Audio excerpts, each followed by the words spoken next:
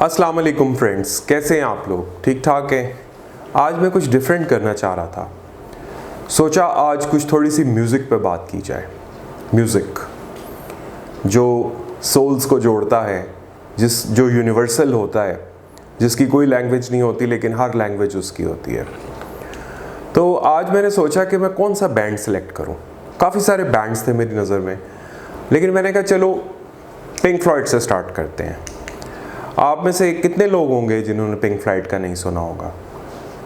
अगर आप म्यूज़िक सुनने वाले हैं और रॉक्स सुनते हैं तो ये हो नहीं सकता कि आपने पिंक फ्लॉयड का ना सुना हो। और जो हमारी जनरेशन है, जनरेशन एक्स, वो तो पुरानी पिंक फ्लॉयड सुनने वाली है। और बहुत सारे बैंड्स थे, लेकिन मैंने कहा चलो स्टार्ट हम पिंक फ्लॉयड से करते हैं।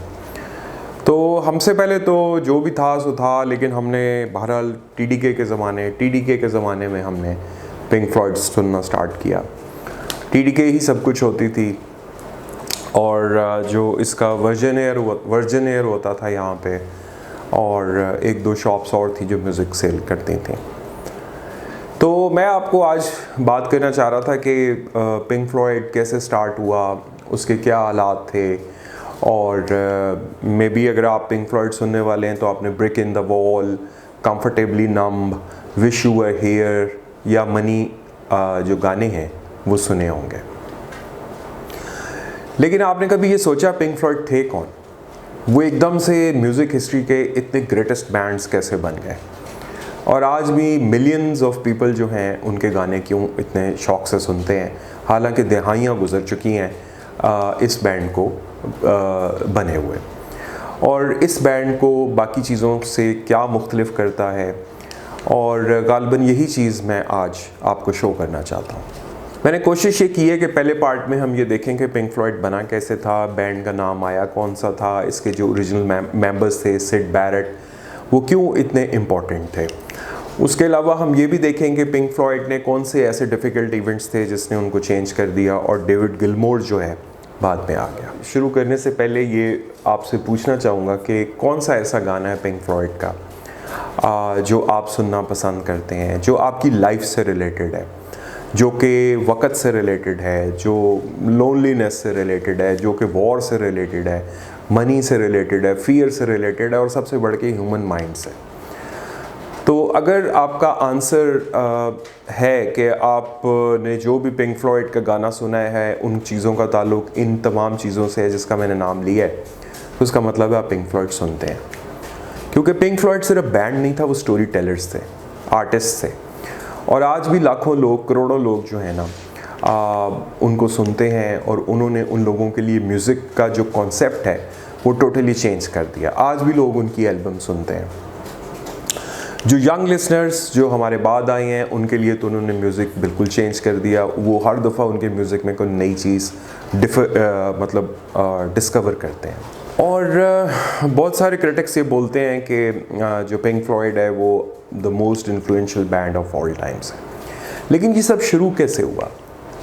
इसके लिए आपको लंदन जाना पड़ेगा। 1960s का लंदन बड़ा एक एक्साइटिंग टाइम था। यंग लोग जो थे नई चीज़ें चाहते थे, आइडियाज़ आ रहे थे, और रॉक म्यूज़िक जो था वो बहुत पॉपुलर हो रहा था। बीटल्स और रोलिंग स्टोन जो है वो म्यूज़िक इंडस्ट्री को बहुत चेंज कर रहे थे। लेकिन चार ऐसे यंगस्टर्स थे, स्टूडेंट्स थे, जिन्होंने सोचा कि यार हम कुछ करते हैं, मुख्तलिफ करते हैं। वो कोई सिंपल पॉप सॉन्ग्स नहीं बनाना चाह रहे थे, वो कोई ऐसा म्यूज़िक क्रिएट करना चाह रहे थे जो स्टोरी बताए, जो लोगों को सोचने पे मजबूर कर दे। ये स्टूडेंट कोई और नहीं थे, ये थे रॉजर वाटर्स, निक मेसन, रिचर्ड राइट और सिड बैरेट। और ये उस वक्त मिले जब ये आर्किटेक्चर पढ़ रहे थे Regent Street Polytechnic Institute London के अंदर। पहले तो उन्होंने म्यूज़िक प्ले किया डिफरेंट बैंड नेम्स के अंदर, फिर जब उनको परफेक्ट आइडेंटिटी नहीं मिली तो उन्होंने फिर एक बड़ी उनके साथ एक इंटरेस्टिंग चीज़ हुई। सिड बैरेट जो थे उन्होंने एक नया नाम इनको चूज़ करके दिया पिंक फ्लॉयड के नाम से। बाद में इनको तो खुद नहीं पता था कि पिंक फ्लॉयड जो है इतनी बड़ी चीज़ बन जाएगी, ये नाम पूरी दुनिया में मशहूर हो जाएगा। और इस पूरे बैंड में अगर कोई बंदा शुरू से लेके स्टैंड आउट करता रहा तो उसका नाम सिड बैरेट ही था। वो बैंड के लीड गिटारिस्ट थे और मेन सॉन्ग राइटर थे, लेकिन सबसे बढ़ के वो एक इनक्रेडिबली जो है ना क्रिएटिव आदमी था। तो सिड बैरेट ने इनको जो नाम दिया वो पिंक फ्लॉयड दिया, और यहाँ से फिर पिंक फ्लॉयड जो है पैदा होता है। उस वक्त किसी ने भी नहीं सोचा था पिंक फ्लॉयड इतना बड़ा बैंड बन जाएगा, ये नाम इतना बड़ा बन जाएगा।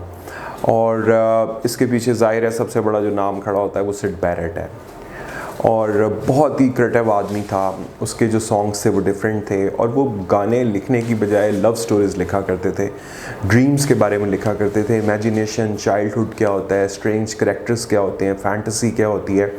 यही वो चीज़ थी जिसने पिंक फ्लॉयड को वो यूनिक साउंड दी, जिसकी वजह से पिंक फ्लॉयड मशहूर हुआ। इनकी जो सबसे पहली 1967 में एल्बम रिलीज़ हुई उसका नाम था the Piper at the Gates of Dawn. ये एल्बम जो है बड़ी डिफरेंट थी, जो लोगों ने जो उससे पहले सुन के रखा हुआ था। ये म्यूज़िक सारा एक्सपेरिमेंटल था, लिरिक्स इसके अनयूजुअल थे, और ये सॉन्ग्स ऐसे महसूस होते थे कि जैसे आप ह्यूमन माइंड के अंदर कोई जर्नी कर रहे हैं। आज भी म्यूज़िक हिस्टोरियंस कंसिडर करते हैं कि ये most important psychedelic rock albums थी जो कभी भी बनाई गई हो, और ये हर चीज़ बहुत इसके अंदर परफेक्ट लगती थी। और ये बैंड इतना पॉपुलर होना शुरू हो गया, लोग they simply loved Syd Barrett. Future बहुत ब्राइट लग रहा था, लेकिन फिर उस वक्त कोई एक अजीब सी चीज़ रोनमा हो जाती है। सिड बैरेट जो है वो चेंज होना शुरू हो जाते हैं, और ये चीज़ उनके फ्रेंड्स भी नोटिस करते हैं कि ये बहुत पीछे हो गए हैं एकदम से, जैसे कि स्पीचलेस से रहते थे, मतलब जैसे कोई एम्प्टी हो, जैसे कोई इस तरह रिहर्सल्स के दौरान उनको ये सब कुछ फील होता था। और ये भी कहा जाता था परफॉर्मेंस के दरमियान जो है अक्सर औकात वो प्ले करना बंद कर देते थे, या इस तरह ही बिला किसी रीज़न के वो ऐसे ही खड़े रहते थे। मेरा ये ख्याल है कि लोगों का ये उस वक्त सोचते थे कि शायद ये मेंटल हेल्थ इश्यूज़ हैं, या मे बी कोई और ऐसी रीज़न्स हो जो हिस्टोरियंस और डॉक्टर्स आज मुख्तलिफ़ तरीके से डिस्कस करते हैं।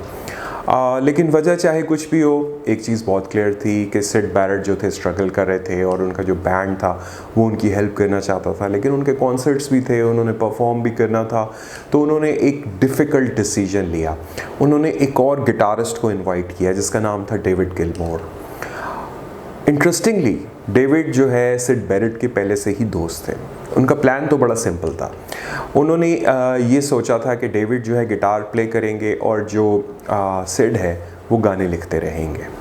लेकिन बहुत जल्द हर एक ने ये फील कर लिया कि ये जो जिस तरह उन सब ने सोचा है ऐसा होगा नहीं।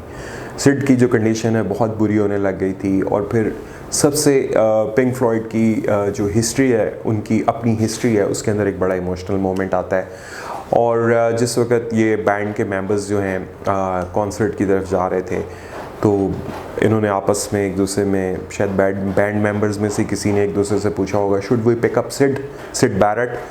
लेकिन एक साइलेंस का मोमेंट आता है जिसमें कोई कहता है नो, लेट्स नॉट। और ये जो सिंगल मोमेंट था इसने पिंक फ्लॉयड बैंड का फ्यूचर ही चेंज कर दिया। उसके बाद सिड बैरेट कभी भी रिटर्न नहीं होते as a full member of the band. ये बेसिकली एक चैप्टर का एंड था, लेकिन ये एक दूसरे चैप्टर की बिगिनिंग भी थी। डेविड गिलमोर आते हैं, बैंड को ज्वाइन करते हैं, और फिर डेविड गिलमोर की मौजूदगी में बैंड कोई बहुत ग्रेटेस्ट हिट्स देने वाला था, जिसकी यूँ समझ लीजिए मिलियंस ऑफ कॉपीज सेल होने वाली थी। और वो एल्बम्स जो आज भी आप कह लें लोग सुनते हैं। लेकिन डेविड गिलमोर ने बैंड की साउंड चेंज किस तरह की, रॉजर वॉटर्स जो हैं ये पिंक फ्लॉयड की एक क्रिएटिव फोर्स किस तरह बन गए। The dark side of the moon इनकी एक बड़ी ज़बरदस्त एल्बम है, best selling album of all time. ये क्यों और किस तरह मशहूर हो गई, ये सारी चीज़ें जो है डेविड गिलमोर के आने के बाद स्टार्ट होनी शुरू हुई हैं। तो अब आप यूँ समझ लीजिए कि पिंक फ्लॉयड के साथ एक ट्रेजिडी हुई है सिड बैरेट वाली, जैसे मैंने आपको बताया है, लेकिन साथ ही डेविड गिलमोर इनके पास आते हैं, अब ये ग्लोबल सक्सेस की तरफ जा रहे हैं। अब सबसे बड़ा क्वेश्चन ये था कि पिंक फ्लॉयड जो है जिसने इसका ओरिजिनल साउंड क्रिएट किया था, क्या उसके बगैर बैंड सर्वाइव कर सकेगा। बहुत से लोग कहते थे नहीं, ये पॉसिबल नहीं है, क्योंकि सिड बैरेट जो थे वो बैंड के कोई आम मेंबर नहीं थे, वो पिंक फ्लॉयड का फेस थे। उन्होंने उनके अर्ली गाने लिखे थे, उन्होंने उनका स्टाइल इंट्रोड्यूस कराया था। तो जब उन्होंने छोड़ा तो बहुत से लोगों का ख्याल यही था कि बैंड जो है डिसअपीयर हो जाएगा, लेकिन हिस्ट्री ने पिंक फ्लॉयड के लिए कुछ और लिखा हुआ था। तो आप यूँ समझ लीजिए कि 1968 में जो डेविड गिलमोर हैं वो इनके मेन गिटारिस्ट बन जाते हैं पिंक फ्लॉयड के, और इनकी जो गिटार प्लेइंग थी बड़ी स्मूथ थी, इमोशनल थी, उसके अंदर फीलिंग थी, और बड़ी जल्दी फैंस ने ये रियलाइज़ कर लिया कि ये सिड से बड़ा डिफरेंट आदमी है। वो बैंड के अंदर कोई चीज़ डिफरेंट लेके आ रहे थे। और उसी वक्त एक और चीज़ भी हो रही थी। रॉजर वाटर्स जो थे वो बैंड के मेन सॉन्ग राइटर बन रहे थे और वो बड़ा इंटरेस्टेड था भाई बंदा पॉलिटिक्स में, सोसाइटी में, वॉर में, ह्यूमन साइकोलॉजी में। तो उसने बजाय इसके कि वो बड़े सिंपल से गाने लिखता, उसने कहा कि पिंक फ्लॉयड को डिफरेंट क्वेश्चंस पूछने चाहिए। Questions about life, questions about fear, greed, loneliness, total different direction, identity. और इस वजह से आपका जो म्यूज़िक है वो पिंक फ्लॉयड का वो डीपर से डीपर होता चला गया और उनके जो लिरिक्स हैं वो मीनिंगफुल होते चले गए और उनके जो कॉन्सर्ट्स हैं वो आप समझ लीजिए कि लार्जर देन लाइफ होने लग पड़े।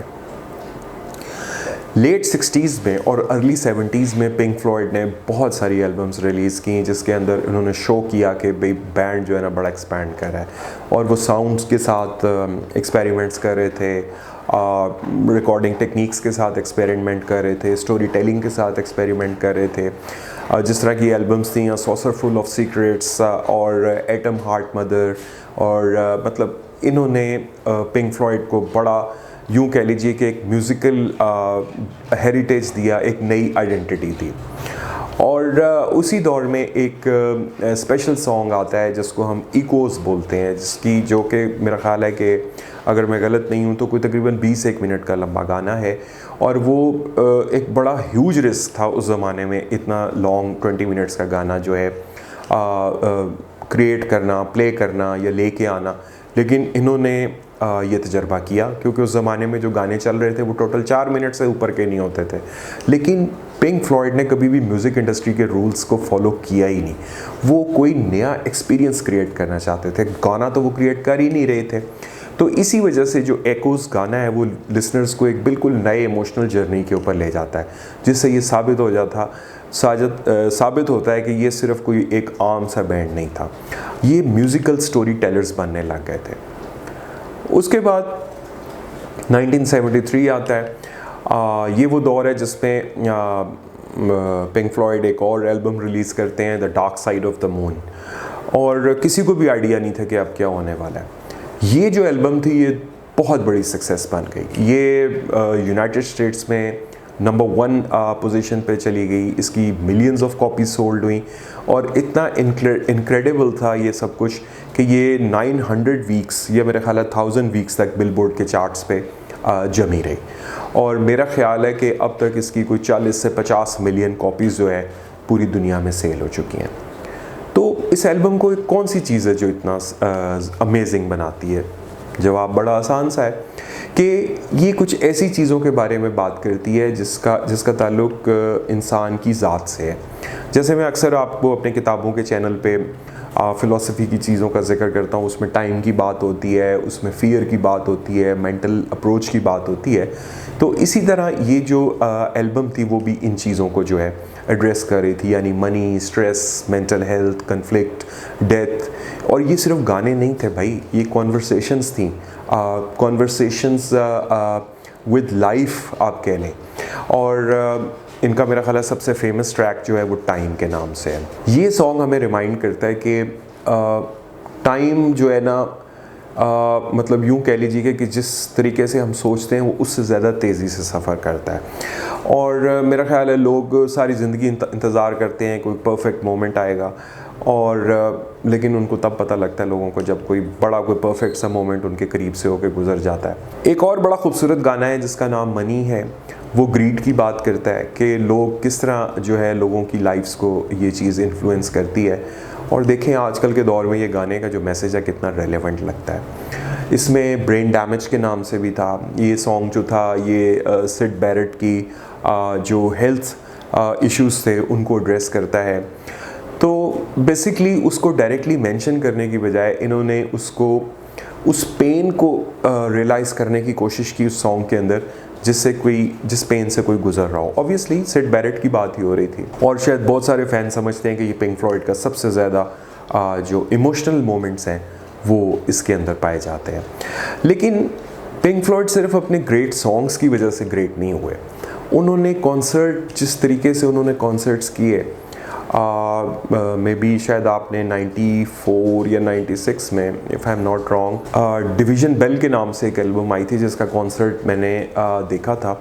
उस कॉन्सर्ट में जो लोग वहाँ गए थे वो खुद बताते हैं, हमें ऐसा महसूस हो रहा था कि जो पर्दे इन्होंने वहाँ टांगे हुए जैसे वो चल के इनकी तरफ आ रहे हों, light, that was all amazing. इन्होंने अपनी कॉन्सर्ट्स में जाइंट स्क्रीन्स यूज़ करनी शुरू कर दी, लेज़र लाइट्स शुरू कर दिए, स्मोक इफ़ेक्ट्स डालने शुरू कर दिए, फिर सर्कुलर प्रोजेक्शन स्क्रीन्स डाल दी, फ्लाइंग एयरप्लेन्स इन्होंने डालने शुरू कर दिए, इनफ्लैटेबल पपेट्स इन्होंने डालने शुरू कर दिए। मतलब कि इन्होंने गानों के अंदर आप यूँ समझ लीजिए कि एक विजुअल स्टोरी टेलिंग देनी शुरू कर दी। तो वो लोग जो पिंक फ्लॉयड का कॉन्सर्ट अटेंड करने जाते थे उनको ऐसे लगता था वो कोई कॉन्सर्ट नहीं अटेंड कर रहे, कोई वो फिल्म देख रहे हैं, कोई आर्ट एग्जीबिशन देख रहे हैं। और ये मतलब कॉन्सर्ट भी चल रहा है, फिल्म भी चल रही है, आर्ट एग्जीबिशन भी चल रहा है।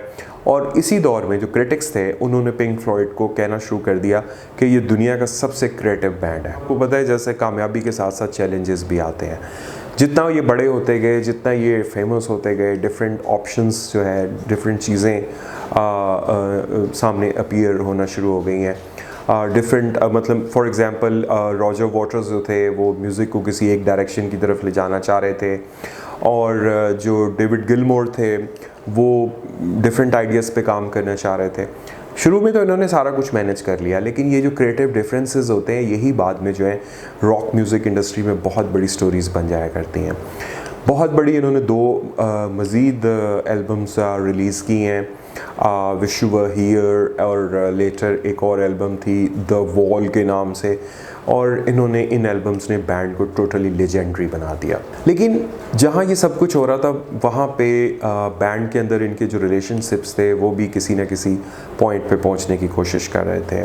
ऐसा लग रहा था कि जो बैंड जो है वो इंटरनल कॉन्फ्लिक्ट से जो गुज़र रहा है। ये मैं एक लेजेंडरी बैंड की बात कर रहा हूँ कि मतलब कैसे इनका dark side of the moon जो है उसने पिंक फ्लॉयड को चेंज किया, और उसके बाद ये सब कुछ हुआ। 75 में उनका, जिस तरह आपसे मैंने जिक्र किया, विश यू वर हियर एक एल्बम आया है, ये बहुत बड़ी एल्बम कंसिडर होती थी। ये भी एक कह लें सिड बैरेट को एक इमोशनल ट्रिब्यूट था जिसकी क्रिएटिविटी ने सबको एक्चुअली इन्फ्लुएंस किया था। गालिबन इसी एल्बम का एक सॉन्ग था shine on your crazy diamond, और ये गालिबन लिखा ही सिड बैरेट के लिए गा था। वो इतना खूबसूरत गाना है, हार्ट ब्रेकिंग है, टैलेंट की बात होती है इसमें फ्रेंडशिप की बात होती है, इसमें लॉस की बात होती है, और ये भी बात होती है कि मेमोरीज़ जो हैं वो कभी भी ख़त्म नहीं होती। और कहा जाता है, एक स्टोरी है कि जिस वक्त ये रिकॉर्डिंग हो रही थी एक ओवरवेट मैन जो है वो रिकॉर्डिंग स्टूडियो में दाखिल होता है। एट फर्स्ट किसी ने उसको रिकग्नाइज़ नहीं किया क्योंकि उसका जो उसने जो अपना हेड है शेव किया हुआ था, लेकिन बैंड के जो मेंबर्स थे जो रिकॉर्डिंग में बिज़ी थे उन्होंने रिकग्नाइज़ किया कि वो सिड बैरेट था। और रॉजर वाटर्स जो है वो बाद में एडमिट किया उन्होंने कि सिड जो है वो इस कंडीशन में था कि वो उसको अपनी saddest moments of his life कह सकते हैं। बैंड जो है वो इमोशनली डीपली बड़ा इमोशनल था, और वो उनमें से कुछ लोग रोते भी रहे, और उसके बाद सिड बैरेट जो है स्टूडियो को छोड़ के चले जाते हैं। और प्रॉबली यही कहा जाता है कि ये बैंड के मेंबर्स ने जो लास्ट टाइम जो है सिड को लास्ट टाइम इन्होंने देखा। कुछ अरसे बाद जो पिंक फ्लॉयड हैं एक और बड़ी पावरफुल एल्बम रिलीज़ करते हैं एनिमल्स के नाम से 1977 में, जो कि जॉर्ज ऑरवेल का फेमस नावल है एनिमल्स फॉर्म, उसके ऊपर बेस करता है। उसने 3 एनिमल्स को इसमें एज अ सिंपल यूज़ किया। जो डॉग्स थे वो रुथलेस पीपल थे, कॉर्पोरेट सेक्टर के या बिज़नेस। इसी तरह जो स्वाइन्स थे वो ऐसे लीडर्स को रिप्रेजेंट करते थे जो ग्रीडी हो सकते हैं, जबकि जो शीप्स हैं वो ऑर्डिनरी पीपल को रिप्रेजेंट करते हैं जो ब्लाइंडली किसी को फॉलो करते हैं। बेसिकली वो इस एल्बम के ज़रिए क्रिटिसाइज़ करना चाह रहे थे पावर को, ग्रीड को, मॉडर्न सोसाइटी को, जिससे ये पता लगता है कि पिंक फ्लॉयड जो हैं डिफ़िकल्ट सब्जेक्ट्स के ऊपर कभी बोलने से हिचकिचाए नहीं थे।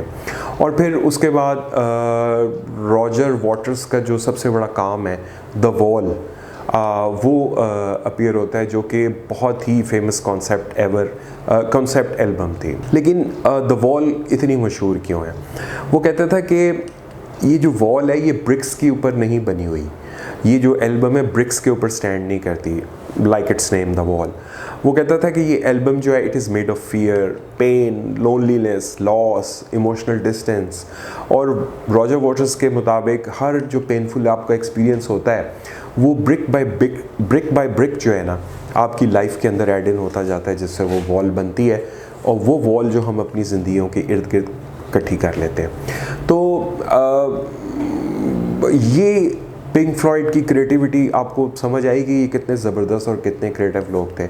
और ये इस एल्बम के थ्रू ये शो कर रहे थे कि लाइफ किस तरह पेनफुल हो जाती है, किस तरह इमोशनल वॉल हम लोग अपने इर्द गिर्द खड़ी कर लेते हैं। और स्टोरी के ऐसे कई पार्ट्स थे जो रॉजर वॉटर की शायद अपनी ज़िंदगी से भी कहते हैं कि बिलोंग करते थे। एक और इम्पॉर्टेंट इन्फ्लुएंस जो था वो रॉजर वॉटर्स का उसके स्कूल टीचर्स का था। और वो जो एक गाना था उस गाने का नाम था Another Brick in the Wall, वो इसी चीज़ से इंस्पायर था।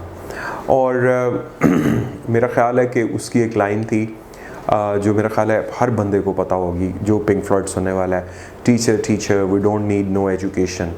वो बेसिकली ये गाना एजुकेशन के अगेंस्ट नहीं था, ये उस सिस्टम को डिस्करेज कर रहा था जो क्रिएटिविटी और इंडिपेंडेंट थिंकिंग को रोकता था। और ये गाना भाई वर्ल्ड वाइड हिट हो गया, नंबर 1 गाना बन गया मुख्तलिफ कंट्रीज़ में। और आज भी ये कहते हैं कि ये रॉक हिस्ट्री का सबसे रिकग्नाइजेबल सॉन्ग है। तो द वॉल मेरा ख़्याल है कि ये पिंक फ्लॉयड ने कोई ऐसा एम्बिशियस चीज़ बनाई थी कि जिसको आज भी लोग सुनते हैं तो हैरान होते हैं। और कहते हैं कि लाइव परफॉर्मेंस के दौरान एक जाइंट सी वॉल जो है वो बिल्ड की गई अक्रॉस द स्टेज।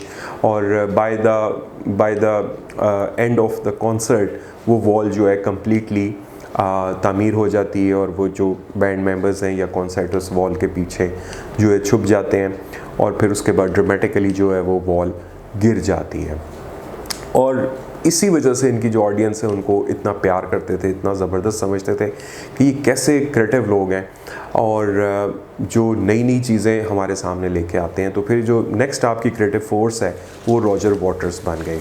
लेकिन वो जो है एक बैंड के ऊपर आर्टिस्टिक कंट्रोल चाह रहे थे, जबकि जो दूसरे मेंबर थे स्पेशली डेविड गिलमोर वो कहते थे कि वो जो म्यूज़िक है वो शेयर्ड एफर्ट होनी चाहिए, ये किसी एक से बिलोंग नहीं करता। लेकिन फिर इनके डिसएग्रीमेंट्स बढ़ते गए हर नई एल्बम के साथ। फाइनली फिर 1985 में रॉजर वॉटर्स जो है उन्होंने ये अनाउंस कर दिया कि वो पिंक फ्लॉयड को छोड़ रहे हैं। और उसने बिलीव किया कि पिंक फ्लॉयड जो है शायद उनके जाने के बाद ख़त्म हो जाएगी। लेकिन डेविड गिलमोर, निक मेसन और रिचर्ड राइट इस बात से डिसएग्री करते थे। उन्होंने फिर कंटिन्यू करते रहे वो पिंक फ्लॉयड को। और फिर ये एक बड़ी लीगल बैटल की तरफ चली गई बात कि बैंड का नाम जो है वो कौन ओन करेगा। फिर इवेंचुअली जो डेविड गिलमोर हैं और जो बाकी बैंड के मेंबर हैं उन्होंने पिंक फ्लॉयड को कंटिन्यू किया विद द नेम। 1987 में इन्होंने एक नई एल्बम रिलीज़ की थी जिसका नाम था अ मोमेंटरी लैप्स ऑफ रीज़न। बहुत से लोग हैरान हुए कि रॉजर वॉटर्स के बगैर पिंक फ्लॉयड इस तरह की कोई एल्बम रिलीज़ करता है, और फिर सारे हैरान रह गए क्योंकि ये एल्बम एक बहुत बड़ी कमर्शियल सक्सेस बन गई। और फिर आती है जनाब 1994 की द डिवीज़न बेल। ये तो बहुत ही खूबसूरत एल्बम है भाई, बहुत ही खूबसूरत एल्बम है। इसमें तो डेविड गिलमोर ने जो गिटार प्ले किया है और जो इसके अंदर गाने हैं कंफर्टेबली नंब और इस तरह के जो गाने हैं वो तो सुनने से ताल्लुक़ रखते हैं। अगर कभी आपको डिवीज़न बेल सुनने का इत्तेफाक हो तो आज भी वो यानी कि एल्बम ऐसी है कि आप सुन के जो है ना मेस्मराइज हो जाते हैं। बहरहाल रिचर्ड राइट जो है 2008 में जो है वो पास कर जाते हैं। 2006 में ऑलरेडी सिड बैरेट भी पास कर जाते हैं और आज सिर्फ रॉजर वॉटर्स, डेविड गिलमोर, निक मेसन जो हैं वो क्लासिक मेंबर्स पिंक फ्लॉयड के रह गए हैं। लेकिन उनका म्यूज़िक ज़िंदा है और जो उनकी एल्बम्स थी like the dark side of the moon, wish you were here, animals, the wall, ये आने वाली जनरेशन्स को भी जो है ना इंस्पायर करेंगी। और कहते हैं कि इनकी 250 मिलियन जो रिकॉर्ड्स हैं वो वर्ल्ड वाइड सेल हुए हैं, जो कि मेरा ख्याल है कि म्यूज़िक इंडस्ट्री में बेस्ट सेलिंग म्यूज़िक आर्टिस्ट जो है वो हिस्ट्री में कंसिडर होती है। लेकिन इनके गाने और इनकी जो कमर्शियल सक्सेस है उसको सेल्स के पॉइंट ऑफ व्यू से नहीं देखना चाहिए। उन्होंने प्रूव किया कि म्यूज़िक जो है it can tell stories, it can ask questions. Music जो है सोसाइटी को चैलेंज कर सकता है, ये लोगों को सोचने पे मशहूर कर सकता है, सोचने पे मजबूर कर सकता है। इसी वजह से जो पिंक फ्लॉयड है आज भी ग्रेटेस्ट बैंड्स के तौर पे पूरी दुनिया में मशहूर है। और इसीलिए मैंने सोचा कि म्यूज़िक के हवाले से अगर कोई मैं कभी प्रोग्राम करूँगा तो सबसे पहले मैं पिंक फ्लॉयड के ऊपर ही करूँगा। ऑल्दो बड़े बैंड्स हैं, बहुत सिंगर्स हैं, मौका मिला तो उसके ऊपर भी करेंगे। खैर, आपको ये मेरा प्रोग्राम कैसा लगा आप मुझे बताइएगा। आपको मेरा ये मतलब एक जो व्लॉग है जो मैंने पिंक फ्लॉयड के ऊपर किया है इसके बारे में मुझे ज़रूर राय दीजिएगा। और साथ में मुझे ये भी ज़रूर बताइएगा कि आपका जो फेवरेट पिंक फ्लॉयड सॉन्ग है वो कौन सा है। तो until next time, take care and good bye. Channel को सब्सक्राइब करना ना भूलिएगा। Thank you very much. अस्सलाम वालेकुम।